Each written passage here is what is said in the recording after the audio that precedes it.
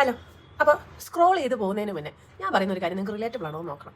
Relatable ആണെങ്കിൽ നിങ്ങളിത് പറയാൻ ഉദ്ദേശിക്കുന്നവരുടെ അടുത്ത് നിങ്ങൾക്കിത് ഷെയർ ചെയ്ത് കൊടുക്കുമോ, റീപോസ്റ്റ് ചെയ്ത് കൊടുക്കുമോ, അല്ലെങ്കിൽ അവരോട് പറയുന്നുണ്ടെങ്കിൽ നിങ്ങളുടെ സ്റ്റോറിയിൽ ആഡ് ചെയ്യുകയൊക്കെ ചെയ്യാം.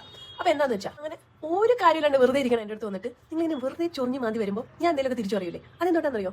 നിങ്ങൾ പറയാൻ എനിക്ക് അഹങ്കാരമാണ്, തൻ്റെ ഇടമാണ്. ആക്ച്വലി അങ്ങനെയല്ല. എനിക്ക് എന്നോട് ഭയങ്കര ഇഷ്ടമാണ്.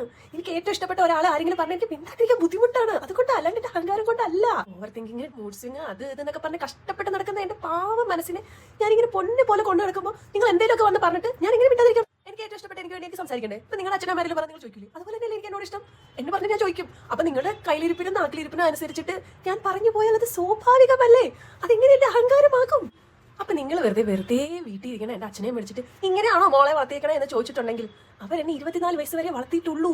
അത് കഴിഞ്ഞ് അവരെ കെട്ടിച്ചു വിട്ടു. പിന്നെ ഞാൻ തന്നെ എന്നെ വളർത്തിയത്. അപ്പൊ നിങ്ങൾക്ക് എന്തെങ്കിലും വളർത്തുദോഷത്തെ പറ്റി സംസാരിക്കുകയാണെങ്കിൽ എന്നോട് തന്നെ സംസാരിക്കൂ. ആൻഡ് എനിക്കെന്നെ ഭയങ്കര ഇഷ്ടമാണ്. I proud of myself and ഞാൻ എൻ്റെ വളർത്തുഗുണത്തിൽ അഭിമാനിക്കുന്നു. അപ്പോൾ പ്ലീസ് എൻ്റെ അച്ഛനമ്മയും വെറുതെ വിട്ടേക്കും. അവർ പറഞ്ഞിട്ട് ഒരു കാര്യമില്ല.